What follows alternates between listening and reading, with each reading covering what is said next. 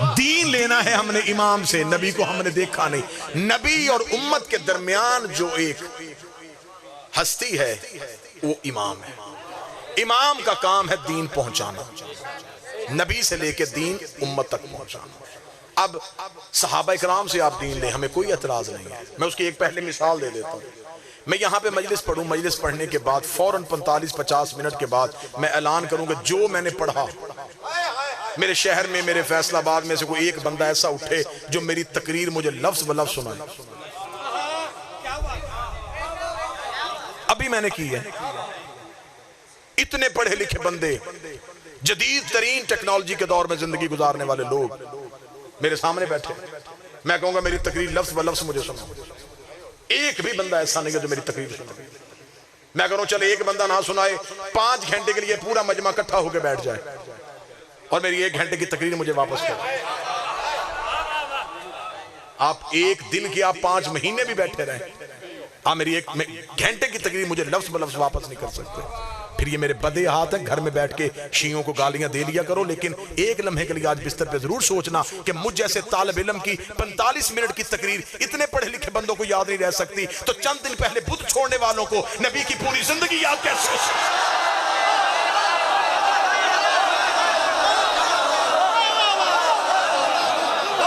क्या वहां कोई गलती नहीं हो सकती? क्या वहां कोई खता नहीं हो सकती? मैं यहां तकरीर करूं, मैं तकरीर करके चला जाऊं,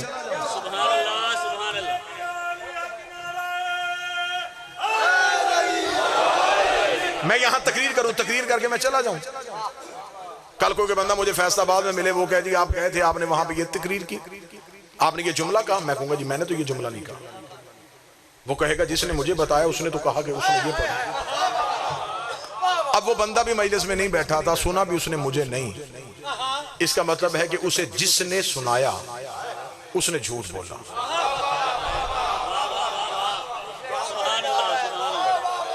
अब मैं यहां तकरीर करूं, मेरे सामने बिल्कुल आसानी से बात समझिएगा, मैं यहां तकरीर करूं, मेरे तकरीर करने के बाद ये 500-1000 बंदा अपने अपने इलाकों में वापस चला जाए, ये जाके मेरी तकरीर लोगों को अपने अंदाज में सुनानी शुरू कर दे।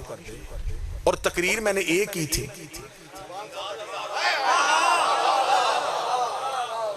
आज शाम तक ये तकरीर 1000 हिस्से में तकसीम कैसे हो गई? कसूर मेरा नहीं, जितने रावी बदलते गए,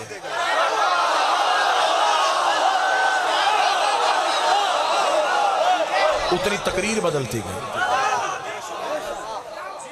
अब जब मैंने मजलिस शुरू किया, मैं पंडाल में आया तो पंडाल आधा था, मैं मिंबर पे बैठा, कुछ लोग और आ गए, मैंने तो गुफ्तगू शुरू की और लोग आ गए।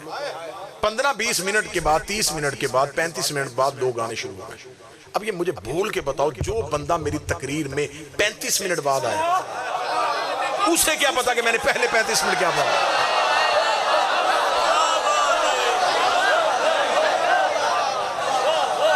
अब उसने वहां से तकरीर सुननी शुरू कर दी जहां से वो आया,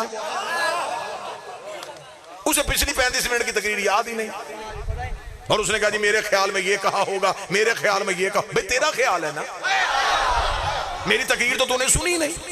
इसका मतलब है जो 35 मिनट बाद तकरीर में आए, वो 35 मिनट पिछली तकरीर नहीं बता सकता। जो मजलिस में पहले लम्हे में बैठा हो वो बता सकता है कि यहां से आगाज किया था, मौजून का ये था, आयत उन्होंने ये पढ़ी थी। हमारी मजबूरी है, हम दीन इसलिए अली से लेते हैं कि नबी ने आंख बंद की, अली की गोद थी, अली ने आंख खोली, नबी की गोद। ये हर लम्हा नबी के साथ है।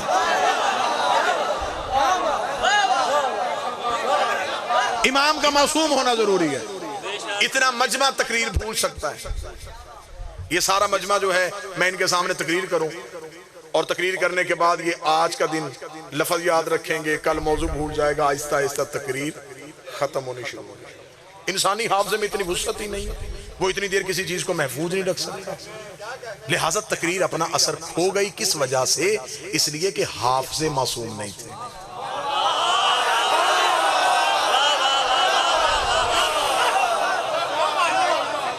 अब आपसे दुआ लेने के लिए बताऊं कि हम शिया मुतमिन क्यों हैं? हम मुतमिन क्यों हैं? हम मुतमिन इसलिए हैं मेरा सुन्नी भाइयों कि आप जिंदा जीते जागते बैठे हैं, लेकिन आप तकरीर भूल जाएंगे। ये मेरे मजलिस में बिल्कुल मेरे सामने ये दो बच्चे बैठे हैं, एक वो बैठा है, इनके हाथों में मोबाइल कैमरे हैं, ये सुन भी रहे हैं, रिकॉर्ड भी कर रहे हैं। आप भूल सकते हैं,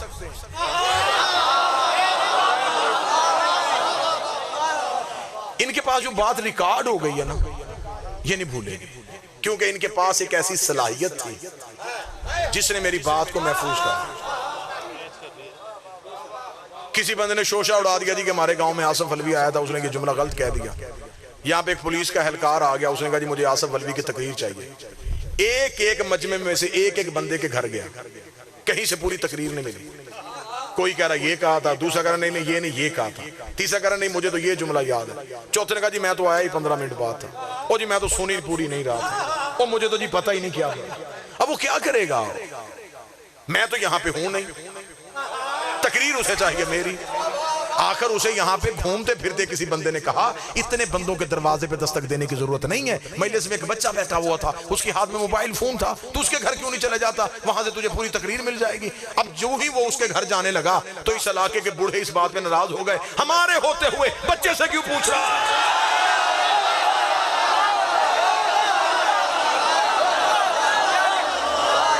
हम गवाहियां दे रहे हैं, गवाहियां दे रहे हैं, हम बात बता रहे हैं, ये हमारी सफेद दाढ़ी नहीं देख रहा, हमारा बैठना नहीं देख रहा, ये उस बच्चे के पास क्यों जा रहा है, तो वो फौरन कहेगा हुजूर आप बैठे थे लेकिन आपको याद नहीं, उस बच्चे के पास एक सलाहियत थी जिसने उसके लफ्जों को महफूज कर लिया है। अगर वो सलाहियत हमारे हाथ में आ गई, 25 साल के बाद भी हम उसे दोबारा ऑन करें, ये वैसे ही बोलना शुरू कर देगा जैसे उस दिन बोल रहा था। ना लफ्ज बदलेंगे, ना तकरीर बदलेगी, ना लहजा बदलेगा, ना रवानी बदलेगी। कसूर हमारा सिर्फ इतना है कि हमने दीन अली से लिया है। नबूवत बोल रही थी, इमामत महफूज कर रही थी, नबूवत बोल रही थी, इमामत महफूज कर रही थी। 25 साल के बाद अली ने मदीने की मस्जिद में नमाज पढ़ाई, अंधे सहाबी ने चीख मार के कहा आज मोहम्मद वाली नमाज है।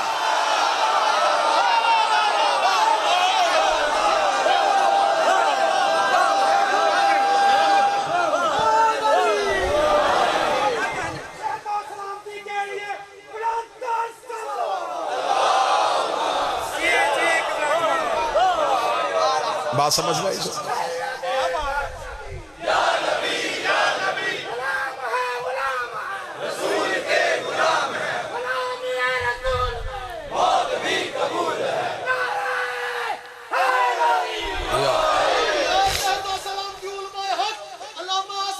इमाम ज़माना की सेहतो सलामती के लिए बुलंद तर सलावत, वार से ज़माना की सेहतो सलामती के लिए बुलंद तर सलावत। मतलब दीन लेना चाहिए इमाम से, इमाम मासूम होता है, इमाम के लिए तख्त जरूरी नहीं है।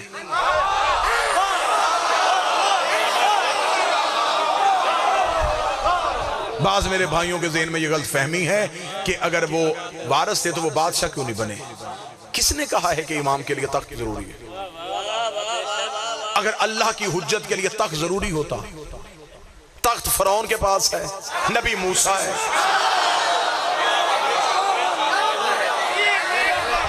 अजीज़े मिस्र बादशाह है और वो लानती है, यूसुफ कैद खाने में है और नबी है। अब इससे आगे बात को लेकर चलते हैं क्योंकि मुहर्रम करीब है। एक दो बातें मेरे अहले सुन्नत भाइयों के ज़हन में बैठ जाएं।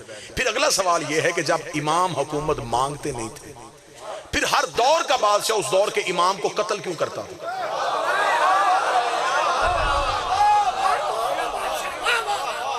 आप आज ही अपने घर जाइएगा, आप अपने 12 आइमा के नाम लिखिए, आगे उनके कातिलों के नाम तलाश कीजिए। हर दौर का बादशाह उस दौर के इमाम का कातिल होगा।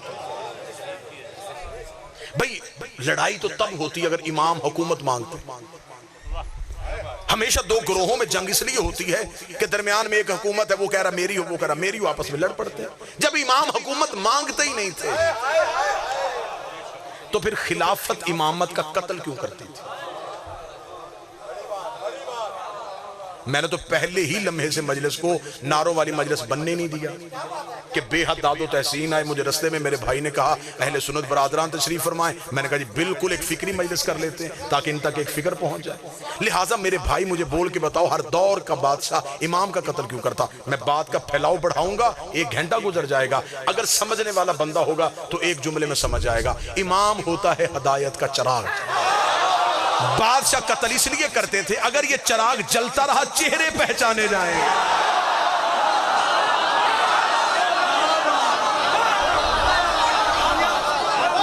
और आप साहिबाने अक्ल बैठे हैं, चोर रोशनी का दुश्मन होता है। चोर हमेशा चाहता है अंधेरा रहे, कहीं रोशनी हो वो सबसे पहले रोशनी को बुझाएगा। चोर किसी को, कोई दुश्मन किसी को कत्ल करने के लिए लपके और अंधेरे में हो, चेहरा भी छुपाया हो, दूर से कोई लाइटर या कोई टार जला दे तो सबसे पहले उस रोशनी पे हाथ रखेगा कि अगर ये रोशनी मेरे चेहरे पे पड़ गई मैं पहचाना जाऊंगा। इमाम है अल्लाह की रोशनी। अहले इल्म से दुआ लेने लगाऊं, ये इमाम को कैद नहीं करते, ये जिस्म नहीं कैद करते थे, ये किरदार मोहम्मद को लोगों की नजरों से ओझल करते थे।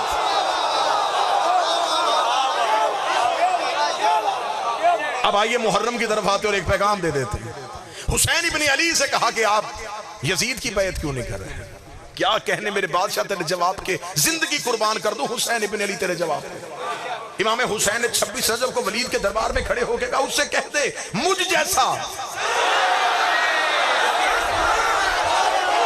जैसा तुझ जैसे की बैत नहीं करता। मेरे मालिक आपसे सिर्फ आपकी बैत का सवाल हो रहा है। आप कह देते कि मैं तेरी बैत नहीं करता। हुसैन ने कहा अगर मैं कह देता कि मैं तेरी बैत नहीं करता तो कल को मौरख लिख देता। सिर्फ हुसैन ने इनकार किया था, बस हुसैन ने इनकार किया था। मैंने कह दिया मुझ जैसा तुझ जैसे की बैत नहीं करता। अना हुसैन इब्न अली, जब मेरे बाप ने नहीं की थी मैं कैसे कर सकता?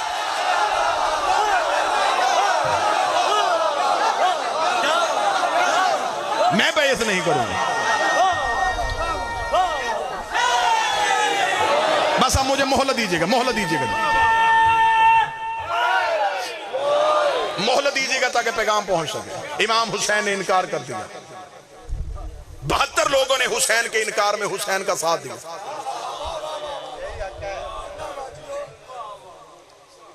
पूरी आलम इस्लाम में से सिर्फ 72 लोग, मैं फजाइल पढ़ रहा हूं, फजाइल, हुसैन इब्न अली के साथ चले। आज उन 72 के नाम, कबीले, वल्दियतें, शजरे, रंगतें, कद तारीख में लिखा है। मेरा सुन्नी भाई तो मेरे रसूल की कसम है, आज से रिसर्च शुरू कर। जिन 72 ने हुसैन का साथ दिया उनके नाम मैं देता हूं। जिन लाखों ने यजीद की बैत की उनके नाम तू पूछ के आ।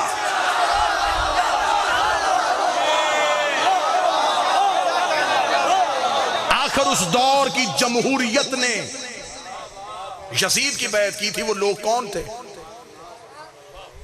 इनकार करने वाले तो सिर्फ 72 हैं। जिंदगी कुर्बान करूं, अहले सुन्नत का एक बहुत जय्यद नाम था मौलाना कौसर नियाजी। लाहौर में इमाम हुसैन के नाम पे उन्होंने एक सेमिनार करवाया, वो खुद ही उसकी सदारत कर रहे थे। तो कुछ मौलवी उन्होंने घेर लिया, घेर के कहने कि कौसर नियाजी बात समझ में नहीं आ रही, जब उस दौर के सब मुसलमानों ने यजीद की बैत कर ली थी, हुसैन ने क्यों नहीं की? कौसर नियाजी ने अगला जुमला कह के जवाब ही पलट दिया। उन्होंने कहा जब सब ने बैत की थी हुसैन ने क्यों नहीं की? उन्होंने कहा जब हुसैन ने नहीं की थी सब ने क्यों की?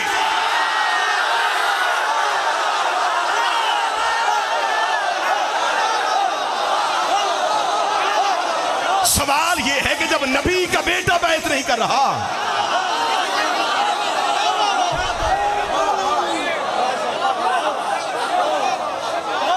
आज फिर यजीदियत पलट के आ रही है। आज फिर तुम फिर असेंबलियों में बिल मंजूर करवा रहे हो कि इनके नामों के साथ अलैहिस्सलाम ना लिखा जाए। तुम कह रहे हो हुसैन के नाम के साथ अलैहिस्सलाम नहीं, हुसैन के नौकर अलैहिस्सलाम।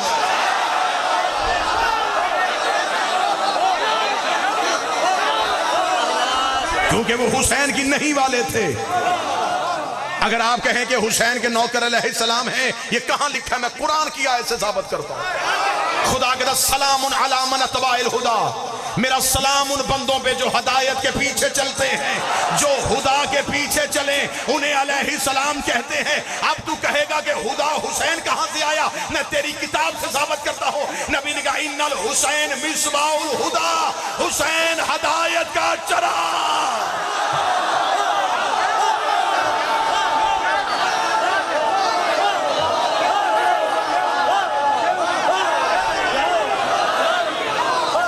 हुसैन चला गया हिदायत। जिसने हुसैन की इत्बा की वो अलैहिस्सलाम हो गया।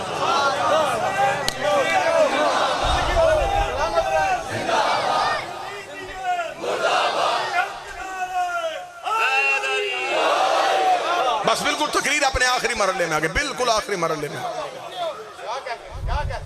हुसैन ने कहा मैं नहीं करूंगा। वलीद ने यजीद को खत लिखा कि हुसैन कह रहा नहीं करूंगा। उसका कितने बंदे हैं हुसैन के साथ? उसका सिर्फ बनी हाशिम। उसका बस ठीक है, थोड़े से बनी हाशिम के लोग हुसैन के साथ हैं, बाकी दुनिया मेरे साथ है। हुसैन मदीना से 26 रजब को इनकार करके 28 को निकल पड़े। मैं फजाइल पढ़ रहा हूं। करबला पहुंचते पहुंचते हुसैन की नहीं 72 लोगों ने खरीद ली।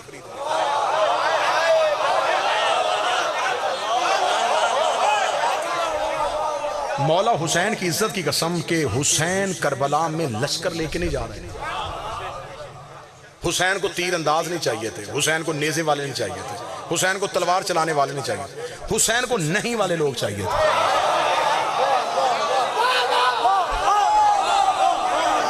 तीर तलवार वाले हुसैन के पीछे आए। हुसैन ने मक्के से वापस किया। हुसैन ने करबला पहुंचते पहुंचते तक हुसैन ने लश्कर वापस किया। क्यों लश्कर वापस किए? हुसैन को लश्कर नहीं चाहिए थे, नहीं वाले चाहिए। अब मेरी गुफ्तगू सुने, इशारे बंद करो। अब जो नहीं वाले हुसैन को चाहिए, बिल्कुल नतीजा आने लगा जी बात का। हुसैन को जो नहीं वाले चाहिए थे, हुसैन ने कहां से लिए?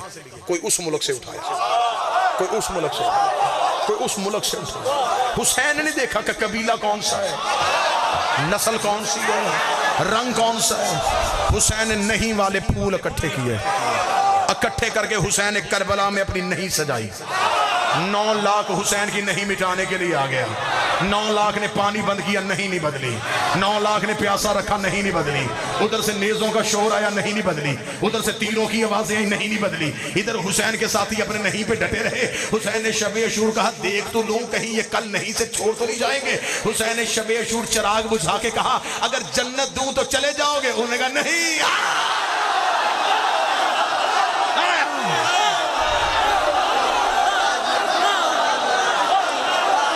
हुसैन ने सबसे बड़ा लालच, हुसैन ने दुनिया का सबसे बड़ा लालच,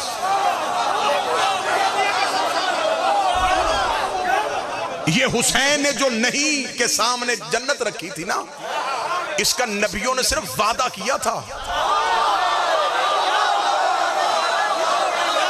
किसी नबी ने अपने उम्मती से नहीं कहा जा देता हूं।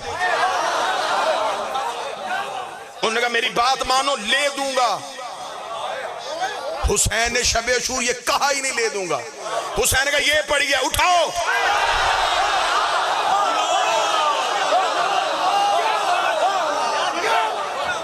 जन्नत ने तरसती हुई नजरों से हुसैन के नौकरों को देखा।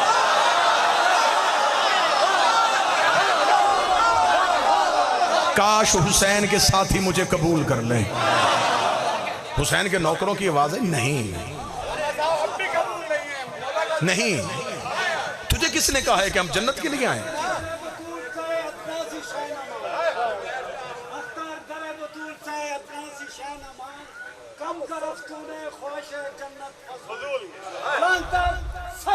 अल्लाहुम्मा सल्ली अला मुहम्मद व आले मुहम्मद। बड़ा खूबसूरत शेर अख्तर चिन्योटी का, लेकिन यहाँ पे इससे भी खूबसूरत शेर उस्ताद कमर जलालवी का है। उस्ताद कहते हैं मातम के इवज फरदोस मिले,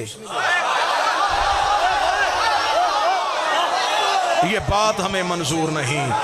तेरे गम में इबादत करते हैं, मातमी हैं, मजदूर नहीं।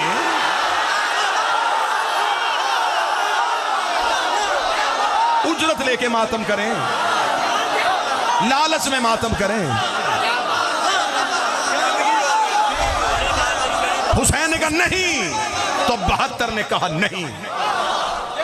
लेकिन बात जहां से शुरू हुई वहीं पे आने लगी। इमाम का काम है दीन बचाना। बात खत्म हो गई है बिल्कुल जी। 72 लोगों ने हुसैन की नहीं का साथ दिया। ये अपनी नहीं पे पक्के हो गए, ये जन्नत से भी नहीं खरीदेगा। हुसैन का जन्नत दोनों का नहीं। हुसैन को पता चल गया अब ये नहीं पक्की हो गई। जो जन्नत से नहीं बिक रहे, जो किसी लालच में नहीं आए, जो किसी तीर तलवार से घबराए ही नहीं। यजीद ने कहा जब तक ये हुसैन के साथी हैं तब तक ही नहीं रहेगी। हुसैन कत्ल हो जाएगा, नहीं कत्ल हो जाएगी। फजाइल सुनना। हुसैन ने 10 मुहर्रम असर के वक्त, मैं बिल्कुल इरफानियत में मजलिस लेके आने लगा। हुसैन ने 10 मुहर्रम करबला की रेत उठा के कायनात में बखेरी। उसके जर्रे पूरी कायनात में फैले। मैं फजाइल पढ़ रहा हूं। वो करबला की रेत हमारे जमीर में आ गई, हमारी रूहों में आ गई, हमारे लूलू में आ गई। हम उस नहीं वाले कबीले में आ गए। अब अगर मैं अगला जुमला कहूं तो आपको अंदाजा हो जाएगा कि वो नहीं जिसके लिए मैंने इतनी मेहनत की है कि कहां से मैं नहीं लेके चला था, अब मैं वो नहीं इस गांव में, इस मजमे में से तुम्हारे सीने के अंदर से निकालने लगा हूं। हुसैन ने 26 से जब कहा नहीं, 72 साथियों ने कहा नहीं, जन्नत आई उन्होंने कहा नहीं, तलवार आई उन्होंने कहा नहीं, नेज़े आए उन्होंने कहा नहीं, सर आया उन्होंने कहा नहीं, सर धड़ दे दिया, लेकिन उन्होंने अपनी नहीं न बदली। आज वही नहीं हमारे पास आ गई है। आज हमें बंदे कहते मातम छोड़ दो, हम कहते नहीं छोड़ेंगे। मजलिस छोड़ दो, हम कहते नहीं छोड़ेंगे। अली वलीउल्लाह छोड़ दो, नहीं छोड़ेंगे।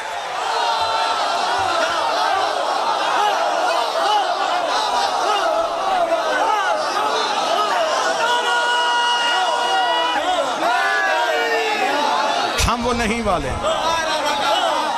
हमसे हाँ नहीं कही जाएगी, हमसे हाँ नहीं कही जाएगी। कोशिश भी ना करना कि हमसे हाँ कहलवा लो, हम नहीं वाले हैं, हम कट जाएंगे।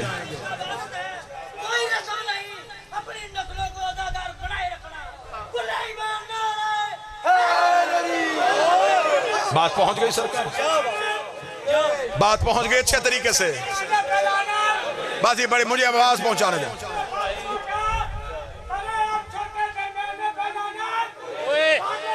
बाबा से बुलंद सलवात पढ़िएगा जी। अल्लाहुम्मा सल्ली अला, आवाज थोड़ी तेज करना।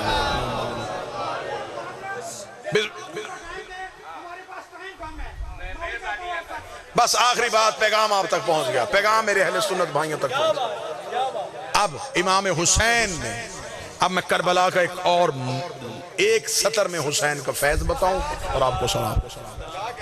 मैंने पहले कहा था यकीनन वल्लाबा हुसैन के नारे और दाद के लिए मजलिस की इब्तिदा ही नहीं की, मजमून ये सोच के शुरू नहीं किया, सिर्फ पैगाम पहुंचाने के लिए। इमाम हुसैन से पहले 4, मैं फजाइल पढ़ रहा हूं, सैयदों के 4 कत्ल मदीने में हुए और चारों के कातिल छुप गए।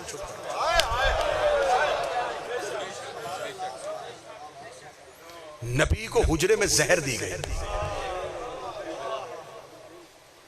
आज कातिल दूर की बात, शहादत भी नहीं पड़ी जाती।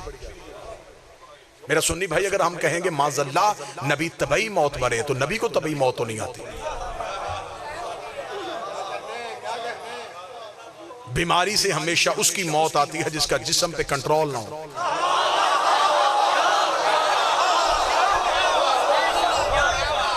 जो अपने जिस्म के तवाज़ुन को बरकरार न रखे, कोई चीज बढ़ जाए, कोई चीज घट जाए, तो जिसका कायनात पे कंट्रोल। दूसरी बात, अगर हम कहेंगे कि नबी तबई मौत मरे, तो फिर 1.25 लाख नबियों में से एक कसीर तादाद नबियों की ऐसी है जो शहीद हुए। हज़रत याहिया ये शहीद हुए, इन्हें आरे के साथ चीरा गया। तो क़यामत वाले दिन हमारा नबी सैयदुल अंबिया कैसे होगा कि शहादत एक वो रुतबा है जो नबियों के पास है, अब हमारे नबी के पास है। फिर इस पे अगर आप कहें कि डिबेट करनी है, मुनाजरा करना है, तो सही बुखारी में लिखा है कि नबी को आखिरी वक्त में दवा पिलाई जा रही थी और नबी हाथ से रोक रहे थे। अगर दवा में शिफा होती, नबी रोकते नहीं। ये मौजू नहीं मेरा, ये टॉपिक नहीं है। ये मौजू होता मैं इस पे इतनी दलीलें दे देता कि आपके ज़हन मुतमईन हो। नबी का कत्ल मदीने में हुआ, कातिल छुपा। मैं फजाइल पढ़ रहा हूं, आंखें अश्कबार हो तो कोशिश कीजिएगा जज्बात को काबू रखिएगा ताकि फजाइल पूरा हो सके। बतूल का कत्ल मदीने में हुआ। कौन आया, कितने लोग थे, कैसे मारा गया, कातिल छुपा। अली को कूफे की मस्जिद में एक किराए के कातिल के जरिए कत्ल करवाया। किसने भेजा था, किसने लालच दिया था, किसके घर में रहा था, वापस कहां तक जाने की तैयारी कर रहा था, कातिल छुपा। हसन का कत्ल मदीने में हुआ। बीवी ने जहर दी, भेजी किसने थी, लालच किया था, तीर किसने बरसाए, कब्र रसूल पे दफन किसने नहीं होने दिया, कातिल छुप गया। 4 कत्ल सैयदों के मदीने में छुप गए। मुझे फख्र है कि इस दौर में ये बात अगर मेरे हिस्से में आई है तो मैं हर मिंबर पे करूंगा। हुसैन 4 के कातिल घेर के करबला ले आया।